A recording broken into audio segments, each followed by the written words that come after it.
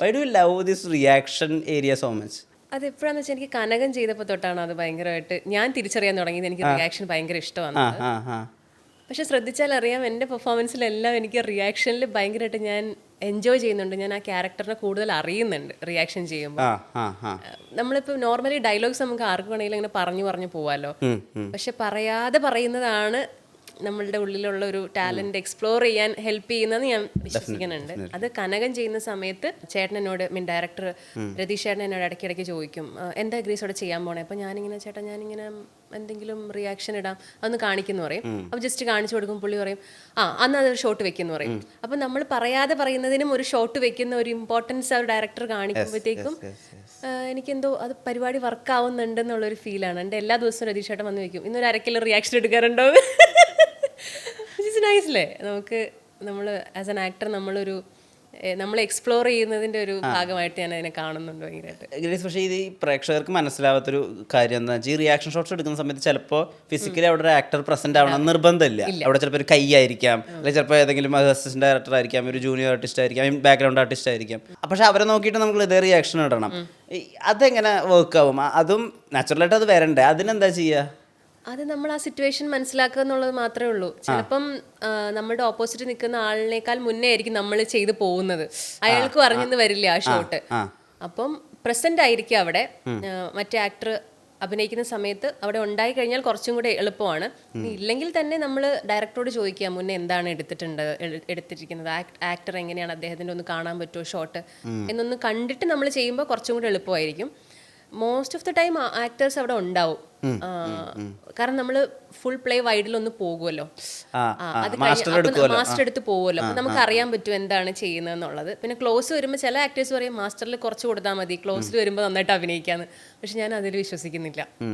Master ആയിരിക്കും എപ്പോഴും നമ്മൾ നന്നായിട്ട് കൊടുക്കേണ്ടത്. ക്ലോസ് അതിനേക്കാളും ബെറ്റർ ആയാൽ ഇറ്റ്സ് ഗുഡ്. പക്ഷെ നമ്മുടെ കൂടെ നിൽക്കുന്ന ആക്ടർ എന്താ ചെയ്യണമെന്ന് നമ്മൾ, അതല്ലെങ്കിൽ ഒരു കോമ്പറ്റീഷൻ മൈൻഡ് പോലെ വരില്ലേ, മാസ്റ്റർ ലൈറ്റ് കൊടുത്തിട്ട് അവരങ്ങ് മാറി കഴിയുക.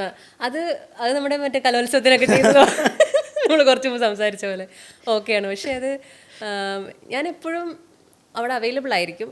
ആക്ടർ എന്താ ചെയ്യണമെന്ന് അറിയും, അല്ലെങ്കിൽ പോയിട്ടൊന്ന് എന്താ ചെയ്തേക്കണമെന്ന് മോണിറ്ററിൽ കാണും. അങ്ങനെയാണ് ചെയ്യുക കൂടുതലും. ഈ കലോത്സവത്തിന് ചെയ്യുന്ന സമയത്ത് ഈ ജസ്റ്റ് നമ്പർ കിട്ടിക്കഴിഞ്ഞിട്ട് നമ്മൾ ഈ മെയിൻ സ്റ്റേജിൻ്റെ അവിടെ ഇവിടെയൊക്കെ വല്ല വാഴത്തോപ്പോ അല്ലെങ്കിൽ ചിലപ്പോൾ ഏതെങ്കിലും ഒരു വിറക് പൊരിയൊക്കെ ഉണ്ടാവും. അപ്പോൾ അവിടെയൊക്കെ പോയിട്ട് നമ്മൾ ഇത് ചെയ്ത് നോക്കുമല്ലോ. അപ്പോൾ ഇത് പഠിപ്പിക്കുന്ന ഒരു മാഷുണ്ടാവും ചിലപ്പോൾ. അപ്പോൾ ആൾ വന്നിട്ട് നമ്മുടെ അടുത്ത് പറയും, റിയാക്ഷനൊക്കെ കുറച്ചിട്ടാണ് തരാം, അഭിനയം ഒന്നും അധികം കാണിക്കണ്ട. അപ്പോഴത്തെ ആൾക്കാർ ഈ കുട്ടി ഇത്രയേ ഉള്ളൂ എന്ന് വെച്ചാൽ ജഡ്ജി തകർക്കാം. ശരി, അത് തന്നെ. പക്ഷെ ചില ആക്ടേഴ്സിന് അങ്ങനത്തെ ഒരു കോമ്പറ്റീഷൻ മൈൻഡ് ഉണ്ട്. അത് ചിലപ്പോൾ അവരുടെ ഒരു രീതിയായിരിക്കും, വർക്കിംഗ് സ്റ്റൈലായിരിക്കും. അങ്ങനെ നമ്മളെപ്പോഴും ചെയ്യേണ്ടതെന്ന് പറഞ്ഞാൽ വെൻ വി ഡു കോമഡിയാണ് അപ്പോഴാണ് ഏറ്റവും പാട്. എന്ന് വെച്ചാൽ നമ്മുടെ ഓപ്പോസിറ്റ് നിൽക്കുന്ന ആളും ചെയ്യുന്നതിൻ്റെ ഒരു എന്താ പറയണ ഒരു ഇമ്പാക്റ്റ് നമ്മളിൽ വന്നാലേ ആ ഹ്യൂമറോടെ വർക്ക് ആവുള്ളൂ. ഫോർ എക്സാമ്പിൾ കുമ്പളങ്ങിയിൽ ഞാൻ ബാറ്റ് അടിച്ച് കഴിഞ്ഞിട്ട് ഫാഫ കൊടുക്കുന്ന റിയാക്ഷനാണ് അതിൻ്റെ ഒരു ബിൽഡപ്പ് എന്ന് പറയുന്നത്. ഞാൻ പറ്റില്ല എന്ന് പറയുമ്പോൾ ഫാഫ പോയി ആ മൂലയിൽ നിൽക്കുമ്പോഴാണ് ആ റിയാക്ഷനിലാണ് നമ്മുടെ ആ ഒരു ഇമ്പാക്റ്റ് കിട്ടുന്നത്. സോ അങ്ങനെ അപ്പോൾ അവിടെ ഞാനത് ചെയ്യുന്ന സമയത്ത് ഞാൻ വിചാരിച്ചില്ല തിയേറ്ററിൽ ചിരി വരുമെന്ന്. ഞാൻ അത്രയും സീരിയസ് ആയിട്ടുള്ള ഒരു ഇൻസിഡൻറ്റിൽ അവിടെ നടക്കുന്നത്, ഭയങ്കര സീരിയസ് ആയിട്ടുള്ള മൊമെൻ്റാണെന്ന് വിചാരിച്ചത്. പക്ഷേ തിയേറ്ററിൽ ഏറ്റവും കൂടുതൽ ചിരി വന്നതാണ് പുള്ളി പോയ മൂലയ്ക്ക് നിന്നിട്ട് എൻ്റെ ഒരു റിയാക്ഷൻ ഇങ്ങനെ വായും പൊളിച്ചിട്ടുള്ളത്. സോ നമുക്ക് അറിയില്ല നമ്മൾ ചെയ്യുന്ന സമയത്ത് എവിടെയാണ് ചിരി വരിക, എവിടെയാണ് ക്ലാപ്സ് കിട്ടുക എന്ന് ഒട്ടും നമുക്ക് ആ സമയത്ത് പ്രെഡിക്റ്റ് ചെയ്യാൻ പറ്റില്ല. അപ്പോൾ എപ്പോഴും ഹ്യൂമർ ചെയ്യുമ്പം നമ്മളൊരു കോമ്പറ്റീഷൻ മൈൻഡ് വെക്കാതെ മറ്റേ ആക്ടറിനെയും ഗ്രോ ചെയ്യാൻ അനുവദിക്കുക. എന്നാൽ മാത്രമേ ആ സീൻ നന്നാവുള്ളൂ. ഇപ്പോൾ എസ്പെഷ്യലി നമ്മൾ നിവിൻ ചേട്ടൻ്റെ കൂടെയൊക്കെ വർക്ക് ചെയ്യുമ്പോൾ നമുക്കത് ഭയങ്കരമായിട്ട് ഫീൽ ചെയ്യും. നീ ചെയ്യും. അപ്പം അതങ്ങനെ ബിൽഡായി വരും ആ ഓരോ സീനും. നമ്മുടെ സുരാജേട്ടൻ്റെ കൂടെ വർക്ക് ചെയ്യുമ്പോൾ അങ്ങനെയാണ്. വിനയ് ഫോർട്ടിൻ്റെ കൂടെ വർക്ക് ചെയ്യാൻ ഭയങ്കര രസമാണ്. ഭയങ്കര അടിപൊളി ആക്ടറാണ്. ഞാനിപ്പം അവറാച്ചൻസിൽ വർക്ക് ചെയ്തിട്ടുണ്ട്. അപ്പം അതിൽ നമ്മൾ ഇതുവരെ കണ്ടേക്കണ വിനയേട്ടൻ്റെ ഒരു ക്യാരക്ടറേ അല്ല അവറാച്ചൻസിൽ, പൊള്ളിച്ചടുക്കിയിട്ടുണ്ട്. എനിക്കത് എന്താണെന്ന് പറയാൻ പറ്റില്ല ഇപ്പോൾ, കാണുമ്പോൾ നിങ്ങൾക്ക് അറിയാൻ പറ്റും. പക്ഷേ അങ്ങനത്തെ ചില മൊമെൻറ്റ്സ് നമുക്ക് ചില ആക്ടേഴ്സിനോട് വർക്ക് ചെയ്യുമ്പോഴത്തേക്കും ഈ റിയാക്ഷനും മാറി അതിൻ്റെ അപ്പുറത്തേക്ക് നമ്മൾ അറിയാതെ ആ ക്യാരക്ടർ ഒരു ഡെവലപ്പ് ആവുന്നൊരു എവോൾവ് ആവുന്നൊരു സിറ്റുവേഷൻ ഉണ്ടല്ലോ. അത് കോമഡി ചെയ്യുമ്പോഴാണ് കൂടുതലും നമ്മൾക്ക് തിരിച്ചറിയാൻ പറ്റുന്നത്. ഇങ്ങനെ ഇമാജിൻ ചെയ്തിട്ടുണ്ടോ ദാറ്റ് ഇപ്പോൾ ഞാൻ കോമഡി ചെയ്യുന്നത് ആർട്ടിസ്റ്റ് ആയത് നന്നായി, ഐ മീൻ ഹ്യൂമർ വർക്ക്ഔട്ട് ചെയ്യുന്ന ആർട്ടിസ്റ്റ് ആയത് നന്നായി, കാരണം നമുക്കൊരു സെറ്റ് ഓഫ് ഒരു ഗോൾഡൻ എറയുണ്ട് ഹ്യൂമർ എടുത്ത് അമ്മാനമായിട്ടിരുന്ന ആൾക്കാർക്ക്. പക്ഷേ അവർക്കൊന്നും ആ സമയത്ത് അവർ വർക്ക് ചെയ്തിരുന്ന സമയത്ത് ആ വേണ്ട വിധത്തിലുള്ള റെക്കഗ്നേഷൻ കിട്ടിയിട്ടില്ല എന്ന് എനിക്ക് പലപ്പോഴും ഫീൽ ചെയ്തിട്ടില്ല. ഇപ്പോൾ പക്ഷേ ഗ്രേസ് ചെയ്യുന്ന ഓരോ ഹ്യൂമർ രംഗത്തിനും ഇപ്പോൾ നാഗേന്ദ്ര ഹണിമൂൺസ് എന്ന് പറയുന്ന ആ വെബ് സീരീസ് വേണ്ട വിധത്തിൽ സ്വീകരിക്കപ്പെട്ടില്ല. പക്ഷേ ഗ്രേസിൻ്റെ പോർഷൻ മാത്രം ആളുകളെടുത്ത് സെലിബ്രേറ്റ് ചെയ്തു. ഒരുപാട് പേര് അതിനെപ്പറ്റി റിവ്യൂ എഴുതി, ഒരുപാട് പേര് ഗ്രേസിനോട് തന്നെ പേഴ്സണലി പറഞ്ഞിട്ടുണ്ടായിരിക്കും. ഇന്ന് ഗ്രേസ് ഇപ്പോൾ ഹ്യൂമർ ചെയ്യുന്നത് ഈ സമയം നന്നായി, റൈറ്റ് ടൈം റൈറ്റ് പ്ലേസിൽ വന്നത്, അങ്ങനെ തോന്നിയിട്ടുണ്ടോ? എനിക്ക് എപ്പോഴും തോന്നിയേക്കണെന്ന് പറഞ്ഞു കഴിഞ്ഞാൽ എവിടെന്നോ എനിക്കൊരു ഒരു ഉൾവിളിയുണ്ട്, ദിസ് ഈസ് യുവർ ടൈം, പോയി അങ്ങോട്ട് പൊളിക്കുക എന്നുള്ളത് മാത്രമേ എനിക്കറിയുള്ളൂ. എൻ്റെ സമയമാണോന്ന് വെച്ചാൽ എനിക്ക് അറിയത്തില്ല. സ്റ്റിൽ ഞാൻ വിചാരിക്കുന്നത് എന്ന് പറഞ്ഞു കഴിഞ്ഞാൽ എന്നേക്കാൾ ടാലന്റഡ് ആയിട്ടുള്ള ഒത്തിരി കുട്ടികളുണ്ട് പുറത്ത് വെയിറ്റ് ചെയ്യുന്നുണ്ട്. അപ്പം ഈ സമയം നമ്മുടേതാണ്, ഇത് കൃത്യമായിട്ട് ഉപയോഗിക്കുക. നമ്മൾ മാറിക്കൊടുക്കേണ്ട സമയത്ത് മാറിക്കൊടുക്കുക, അടുത്ത ആൾ വരും. അപ്പോൾ ആ സമയം വരെ ഇൻസ്പയർ ചെയ്യുന്നതിലുപരി നമുക്കൊരു എക്സാമ്പിൾ ആവാൻ പറ്റുമല്ലോ. അപ്പം എന്നെ പോലുള്ള വ്യക്തികൾക്കും, അല്ലെങ്കിൽ ഇപ്പം ഫോർ എക്സാമ്പിൾ പറയുകയാണെങ്കിൽ ഞാനൊരു ടിപ്പിക്കൽ ഹീറോയിൻ ടൈപ്പ് മെറ്റീരിയൽ അല്ല. അപ്പം എന്നെ പോലുള്ള ഒത്തിരി കുട്ടികളുണ്ട് വെളിയിൽ. അപ്പം അവർക്കൊരു എക്സാമ്പിൾ ആവാൻ എന്നെ കൊണ്ട് പറ്റുമല്ലോ.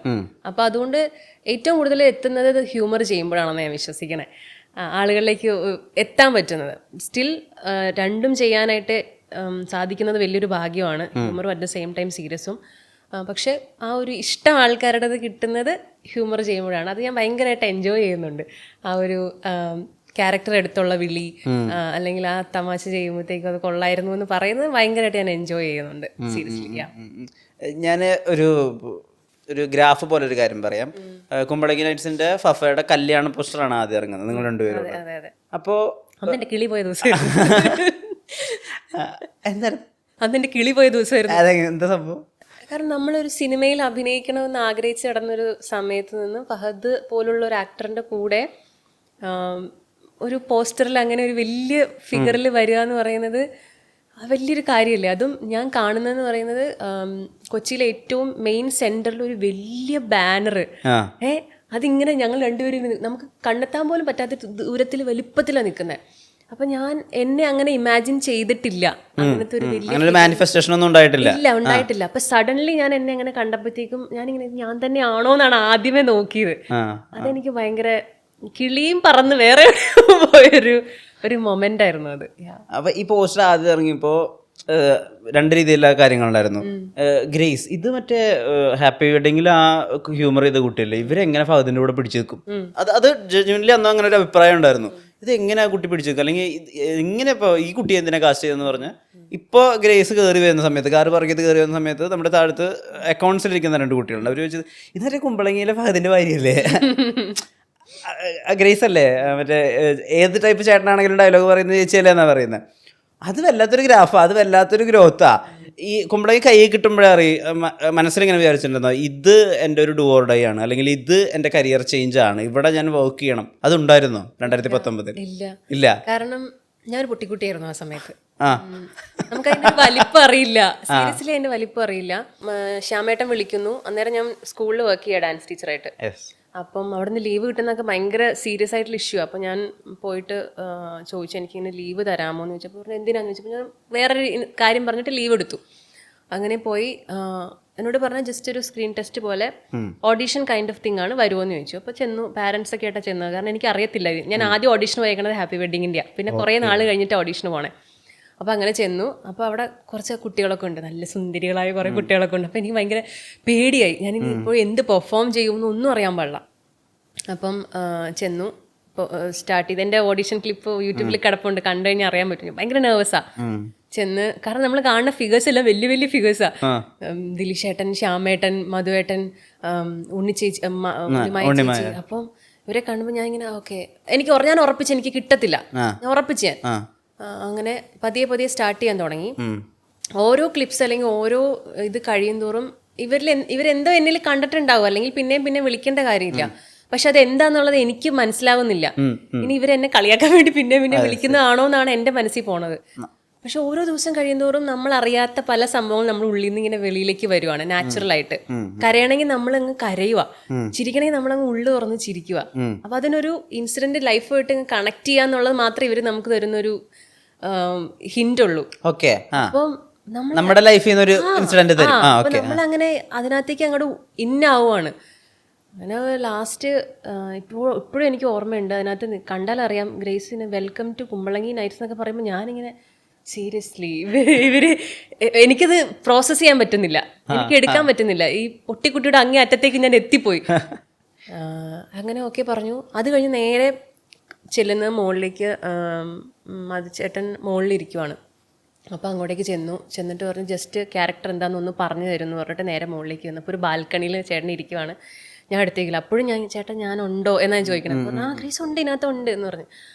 Okay okay. എന്നിട്ട് എനിക്ക് ക്യാരക്ടർ ഫുള്ളായിട്ട് ഇങ്ങനെ പറഞ്ഞു തരുവാണ്, ഇങ്ങനെ ഫഹദ് അഭിനയിക്കുന്നത്. അപ്പം സീരിയസ്ലി ഓക്കെ, അപ്പോൾ ശ്രദ്ധിക്കൂ എന്ന് പറഞ്ഞിട്ട് പിന്നെ ക്യാരക്ടറിനെ പറ്റി പറഞ്ഞു, കൂടുതൽ ഡീറ്റെയിൽ ആയിട്ട് എല്ലാം എക്സ്പ്ലെയിൻ ചെയ്ത് തന്നു. ഞാൻ അവിടെ നിന്ന് വീട്ടിലേക്ക് പോന്നു. വീട്ടിലേക്ക് പോരുന്ന വഴി ഞാൻ അമ്മയോട് പറഞ്ഞു, അമ്മ എനിക്ക് സിനിമ കിട്ടിയെന്ന് എനിക്ക് തോന്നുന്നേ. അപ്പോഴും എൻ്റെ മനസ്സിൽ ഞാൻ ഉറപ്പിച്ചിട്ടില്ല ഇതെനിക്ക് കിട്ടിയെന്നുള്ളത്. ലൊക്കേഷനിൽ ചെല്ലണ വരെ ഞാൻ ഉറപ്പിച്ചിട്ടില്ല ഇതെനിക്ക് കിട്ടിയെന്നുള്ളത്. അവിടെ ചെന്ന് കഴിഞ്ഞിട്ടാണ് ഇതിൻ്റെ ഒരു ശരിക്കുള്ളൊരു വലിപ്പം നമ്മൾ കാണുന്നത്. കാരണം അത്രയും നാളും അഭിനയിച്ച സിനിമകൾ പോലത്തെ ഒരു സെറ്റ് ആയിരുന്നില്ല അത്. എല്ലാവരും ഫാമിലി പോലെ, ഒരു വലിപ്പ ചെറുപ്പം അവിടെ ഇല്ല. പിന്നെ അഭിനയിക്കുമ്പോഴാണെങ്കിൽ നമുക്ക് അഭിനയിക്കുവാന്ന് തോന്നുന്നില്ല. അപ്പൊ എനിക്ക് പണിയെടുക്കുന്ന ഫീലില്ല. നമ്മൾ എന്തെങ്കിലും ചെയ്യുമ്പോൾ നമുക്ക് അതിൻ്റെ ഒരു കനം ഫീൽ ചെയ്യണമല്ലോ. ഇത് ഭയങ്കര നാച്ചുറലായിട്ട് ചെയ്തോ, ഇതാണ് ഡയലോഗ് അങ്ങ് പറഞ്ഞോ എന്നൊക്കെ പറയുമ്പോൾ ഭയങ്കര.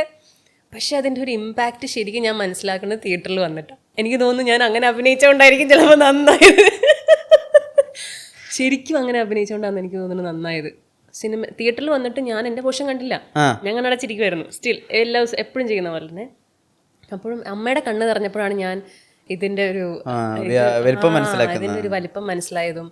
പിന്നെ ഞാൻ വിളിച്ചിട്ട് മച്ചാനോട് പറഞ്ഞു, ചേട്ടാ എനിക്ക് സത്യം പറഞ്ഞാൽ എനിക്ക് അറിയത്തില്ലായിരുന്നു ഇത് ഇങ്ങനത്തെ ഒരു സംഭവമാണെന്നുള്ളത്. പറന്നുപോവും എനിക്ക് അതുപോലെ തന്നെയാണ്.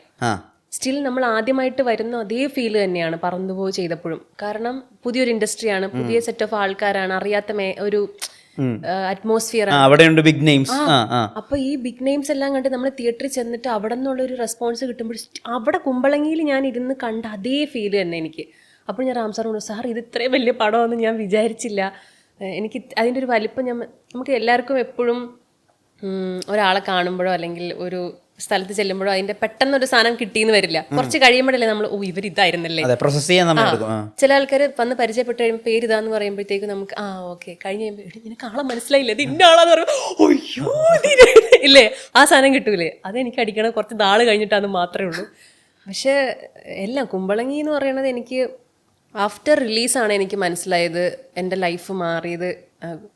Only because of Kumbalangi Nights എന്നുള്ളത് എനിക്ക് മനസ്സിലായത് റിലീസ് കഴിഞ്ഞിട്ടാണ്.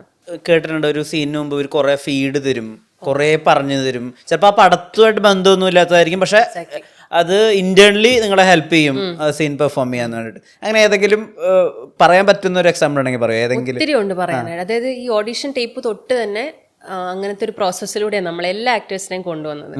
ഇവർക്ക് റിഹേഴ്സൽ അല്ലെങ്കിൽ ആ ടീമിന് ഭയങ്കര റിഹേഴ്സൽ ഭയങ്കര ഇമ്പോർട്ടൻ്റ് ആണ്. അതായത് നമ്മളെ ആ ഒരു സെറ്റുമായിട്ട് അല്ലെങ്കിൽ ആ ഒരു പ്രോപ്പർട്ടി ആയിട്ട് അല്ലെങ്കിൽ ആ അറ്റ്മോസ്ഫിയർ ആയിട്ട് നമ്മളെ അങ്ങോട്ട് കുറച്ച് നേരം അങ്ങ് വിടും. അതായത് അവിടെ നമുക്ക് ക്യാരവൻ സെറ്റപ്പ് ഒന്നും ഉണ്ടായിരുന്നില്ല. നമ്മൾ അവിടെ തന്നെ ആ ചുറ്റുവട്ടത്ത് തന്നെ നമ്മളുണ്ടായിരുന്നു എപ്പോഴും. അപ്പോൾ എന്ന് വെച്ചാൽ നമുക്കതൊരു സെറ്റ് പോലെ ഫീൽ ചെയ്യണില്ല. നമ്മുടെ വീട്ടിൽ ഷൂട്ട് ചെയ്യുന്നു, നമ്മൾ പോയി അഭിനയിക്കുന്നു, അത് തിരിച്ചു വരുന്നു, അങ്ങനത്തെ ഒരു ഫീലായിരുന്നു. 6 to 6 ആയിരുന്നു ഷൂട്ട്. അപ്പം നമ്മൾ കാണുന്നതെന്ന് വെച്ച് കഴിഞ്ഞാൽ ഓരോ ഷോട്ട് എടുക്കുമ്പോഴും അല്ലെങ്കിൽ ഓരോ സീൻ പ്രിപ്പയർ ചെയ്യുമ്പോഴും ഇവർ തമ്മിലൊരു ഡിസ്കഷൻ ഇങ്ങനെ ഉണ്ടാവും. 3-4 പേര് കൂടി, ഡയറക്ടർ, ക്യാമറമാൻ, റൈറ്ററൊക്കെ കൂടിയിട്ട്, ചിലപ്പോൾ ആക്ടേഴ്സും ഉണ്ടാവും. അത് കഴിഞ്ഞിട്ട് പിന്നെ മാറിയിട്ട് ആക്ടേഴ്സുമായിട്ട് ഒരു ഡിസ്കഷൻ ഉണ്ടാവും. അത് കഴിഞ്ഞിട്ട് ശ്യാമേട്ടൻ അങ്ങ് മൂലയ്ക്ക് മാറിപ്പോയി ഒരു ബോർഡുമായിട്ട് ഇരുന്നിട്ട് ഡയലോഗ്സ് എഴുതുന്നു. എഴുതിയിട്ട് ഇതെല്ലാം പട്ടപ്പട്ടേന്ന് നടക്കുന്നത്. എഴുതിയിട്ട് വരുന്നു, എന്നിട്ട് ആ സംഭവം ഇങ്ങനെ കാണിച്ചു തരും, ഇതാണ് ഡയലോഗ്. അപ്പം നമ്മൾ ബൈ ഹാർട്ട് ചെയ്യാവുന്നതേ ഉള്ളൂ, സിമ്പിളാണ്. ഇനി നിങ്ങൾക്ക് ഉള്ളിൽ നിന്ന് വരുന്ന പോലെ അങ്ങ് പറഞ്ഞോ, അത്രയേ ഉള്ളൂ. പക്ഷെ ആ പ്രോസസ്സ് എന്ന് പറയുന്നത് കാണുമ്പോൾ നമുക്കിത് ഭയങ്കര പുതുമയായിട്ട് ഫീൽ ചെയ്യുമെങ്കിലും അതിന്റെ റിസൾട്ട് എന്ന് പറയുന്നത് അമേസിംഗ് ആണ്. അത് എല്ലാവരെ കൊണ്ടും ചെയ്യാൻ പറ്റുന്നതല്ല, അത് ഒരാൾ വിചാരിച്ചാൽ ചെയ്യാൻ പറ്റുന്നതല്ല. അതേ മൈൻഡ് സെറ്റിലുള്ള ഒരു ഗ്രൂപ്പ് ഉണ്ടെങ്കിലേ, അല്ലെങ്കിൽ ഞാൻ പറയുന്നത് കേൾക്കാൻ വിഷ്ണു തയ്യാറായാലേ എനിക്ക് പറയാൻ പറ്റുള്ളൂ.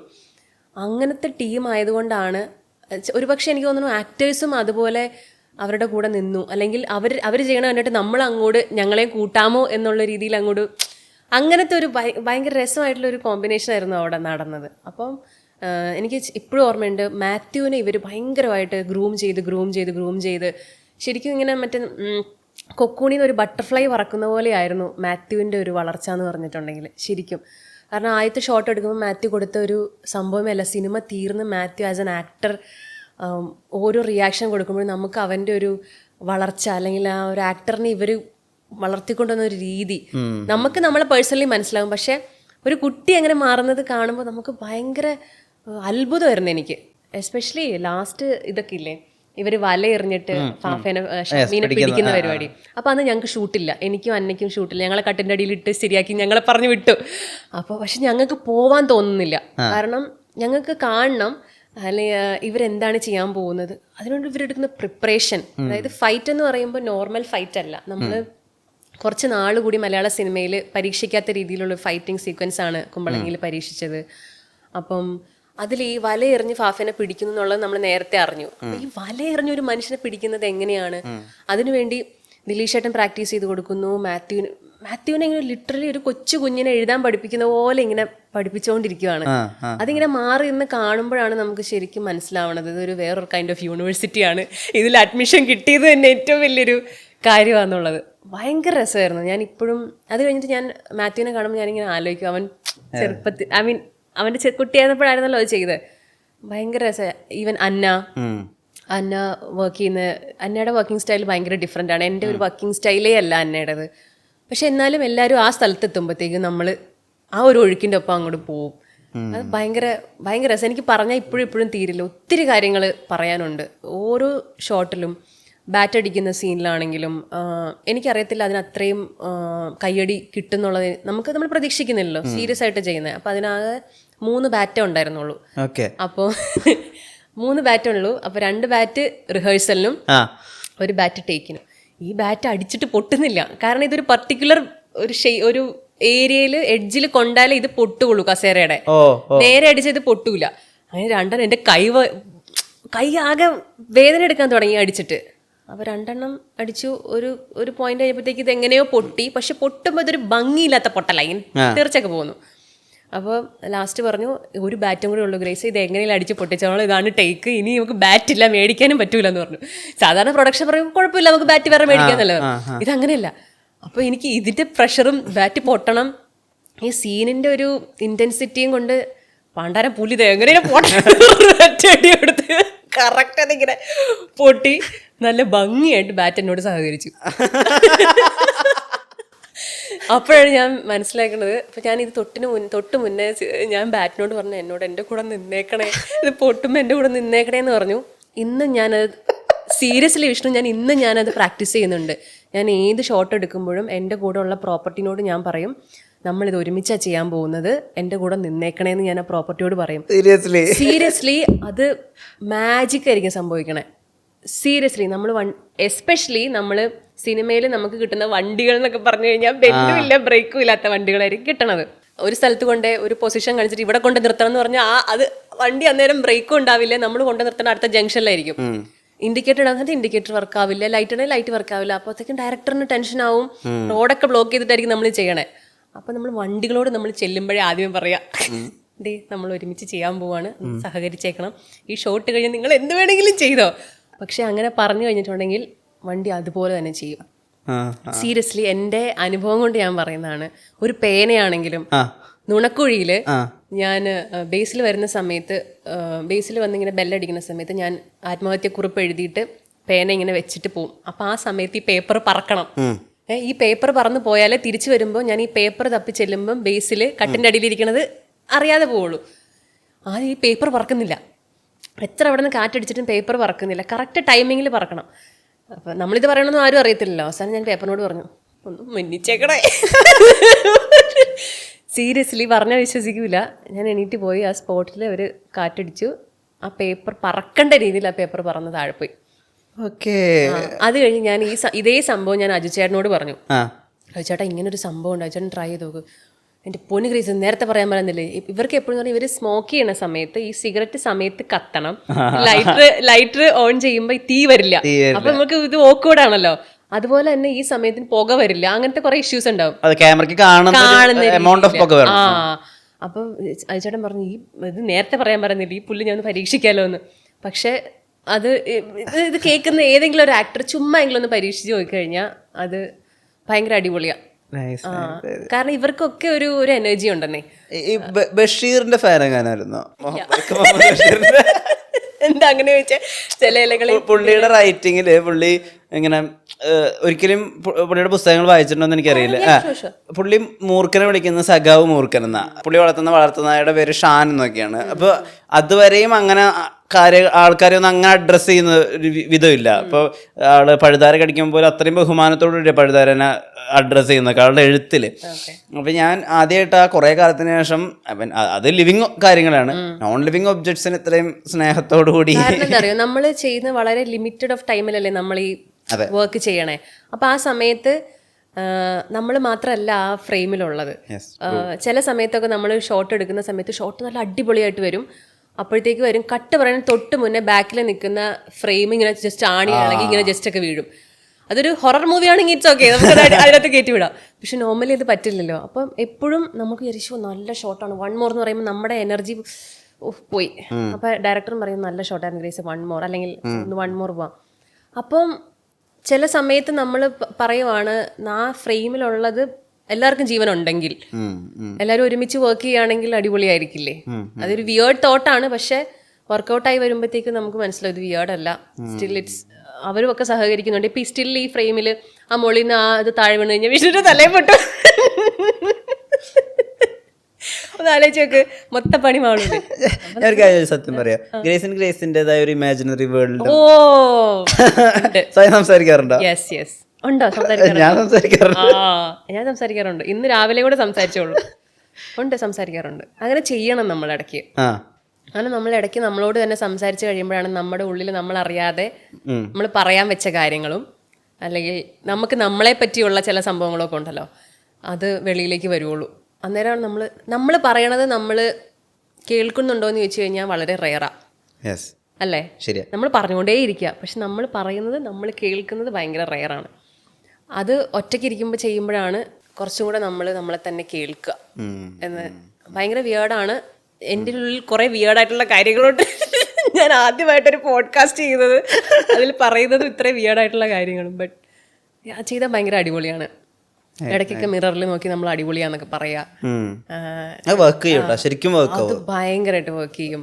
എനിക്ക് നിന്നെ ഇഷ്ടമാണെന്ന് സ്വയമേ പറയുമ്പോഴും അല്ലെങ്കിൽ നീ അടിപൊളിയാന്ന് പറയുമ്പോഴും കിട്ടുന്ന ഒരു എനർജി ഉണ്ട്. അത് ആ ദിവസം മുഴുവൻ നമ്മളെ കൊണ്ടുപോകും. അത് ഭയങ്കര അടിപൊളിയാ. ഞാനത് എപ്പോഴും ചെയ്യാറുണ്ട്. ഇപ്പോൾ കഴിഞ്ഞ വട്ടം ഞാൻ ശാന്തികൃഷ്ണ മാമിൻ്റെ ഇൻ്റർവ്യൂ എടുക്കായിരുന്നു.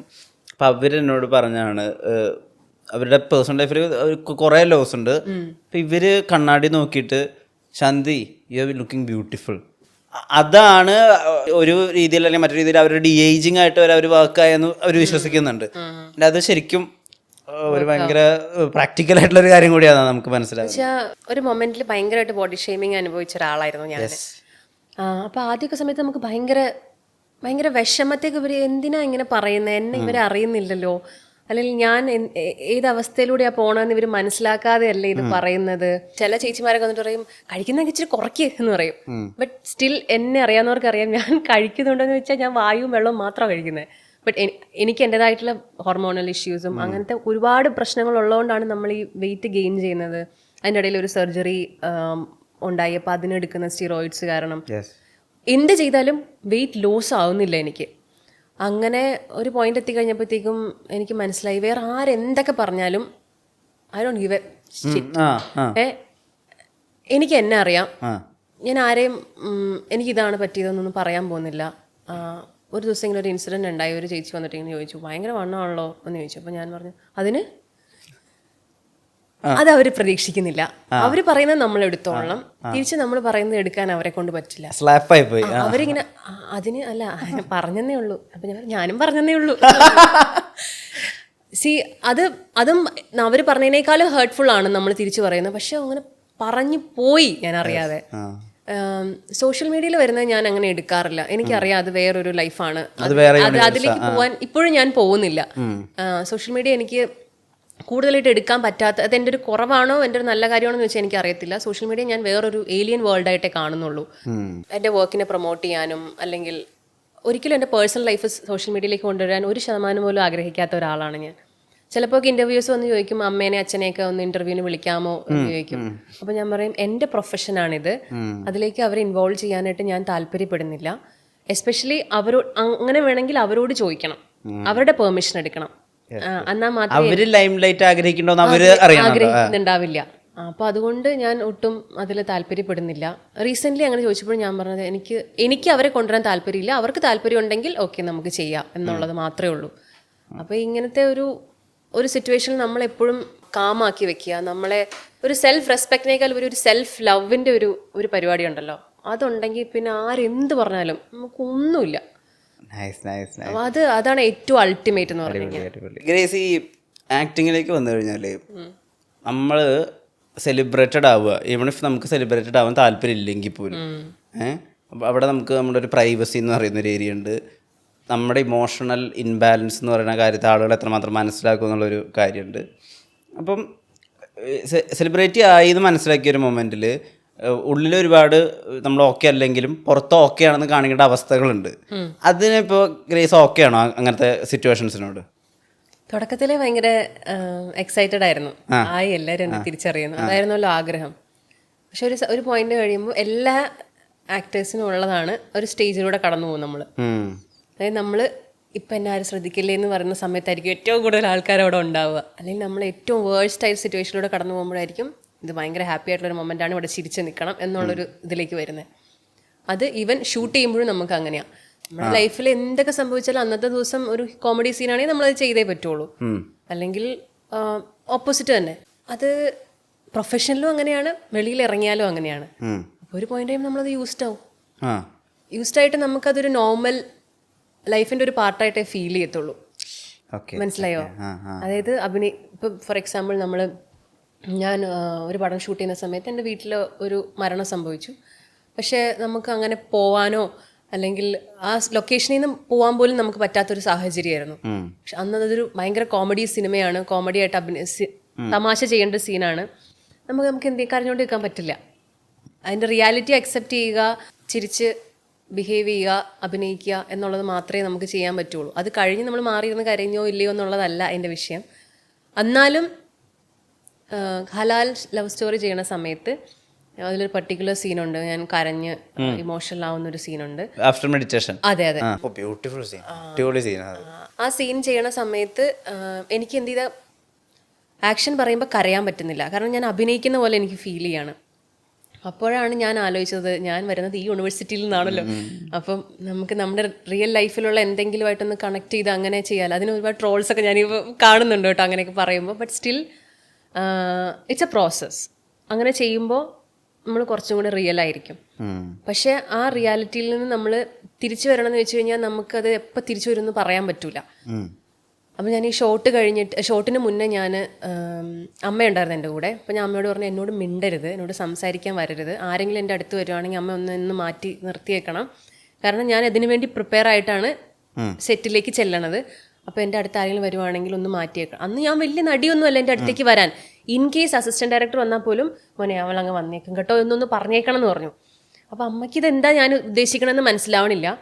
അങ്ങനെ ഈ ലൊക്കേഷനിൽ ഇറങ്ങുന്ന വണ്ടിയിൽ നിന്ന് ഇറങ്ങുന്ന സമയത്ത് അന്ന് അവിടെ ഒരുപാട് ചേച്ചിമാരെല്ലാവരും കൂടിയിട്ട് എല്ലാവരും കൂടെ എൻ്റെ അടുത്തേക്ക് വരുവാണ് സ്നേഹപ്രകടനത്തിന് വേണ്ടിയിട്ട്. അതിന് മുമ്പ് ഒരു മനുഷ്യരും എൻ്റെ അടുത്തേക്ക് വരുന്നുണ്ടായിരുന്നില്ല. അന്നത്തെ ദിവസം എല്ലാവരോടും വന്നിട്ട് എനിക്ക് ചിരിക്കണോ കരയണോ, ഞാൻ ഇങ്ങനെ പൊട്ടാൻ നിൽക്കണ പോലെ നിൽക്കുക. അപ്പോൾ ഇവർ പെട്ടെന്ന് കാണുമ്പോൾ എൻ്റെ മുഖം ഇങ്ങനെ കലങ്ങി നിൽക്കുക. അപ്പോൾ ഒരു ചേച്ചി വന്നിട്ട് ഇതിൻ്റെ എന്നാ പറ്റിയെന്ന് വെച്ചാൽ എൻ്റെ വളർത്തിങ്ങനെ കിള്ളിയപ്പോഴത്തേക്കും ഞാനിങ്ങനെ കുടുകൂടാന്നിങ്ങനെ കരഞ്ഞ് എന്ത് പറ്റിയെന്ന് ചോദിച്ചാൽ മനസ്സിലെ ചേച്ചി ഞാൻ അഭിനയിക്കാൻ വേണ്ടി നിൽക്കുക, ഞാൻ പോയിട്ട് പെട്ടെന്ന് വരട്ടെ എന്ന് ചോദിച്ചു. അപ്പോൾ ആ ചേച്ചി അങ്ങ് ഭയങ്കര വല്ലാണ്ടായിപ്പോയി. പുള്ളിക്കാരി അത് പ്രതീക്ഷിക്കുന്നില്ല, പുള്ളിക്കാരി പിച്ചിയതിൻ്റെ ആണോ ഇനി ഞാൻ കരഞ്ഞതെന്നൊക്കെ ഉള്ള ഇതായിപ്പോയി. അങ്ങനെ ഞാൻ ലൊക്കേഷനിലേക്ക് പോയി നേരെ അഭിനയിച്ച് തിരിച്ചു വന്നു. പിന്നെ ഞാൻ തിരിച്ചു നോക്കി പുള്ളിക്കാരി കണ്ടില്ല അവിടെ. പക്ഷെ അങ്ങനത്തെ അനുഭവങ്ങളൊക്കെ നമുക്ക് ഉണ്ടായിട്ടുണ്ട്. അത് ഒരു മെത്തേഡ് ആക്ടർ ആണോ എന്നൊക്കെ ചോദിച്ചാൽ എനിക്ക് അറിയത്തില്ല. ചില സമയത്ത് അത് ഭയങ്കരമായിട്ട് നമുക്ക് വർക്കാവും, ചില സമയത്ത് അത് ഭയങ്കര ആ സ്ഥലത്ത് അത് ഉപയോഗിക്കാൻ പറ്റിയെന്ന് വരില്ല. ചില സെറ്റുകളൊക്കെ ഭയങ്കര ക്രൗഡായിരിക്കും. ആ സെറ്റ് നമുക്ക് അതിനനുസരിച്ച് ആ എൻവയോൺമെന്റ് നമ്മുടെ കൂടെ കൂടണം. ഡയറക്ടേഴ്സ് വില്ലിങ് ആയിരിക്കണം അത്രയും സമയം തരാൻ. സമയമില്ലെങ്കിൽ നമുക്ക് ചെയ്യാൻ പറ്റില്ല.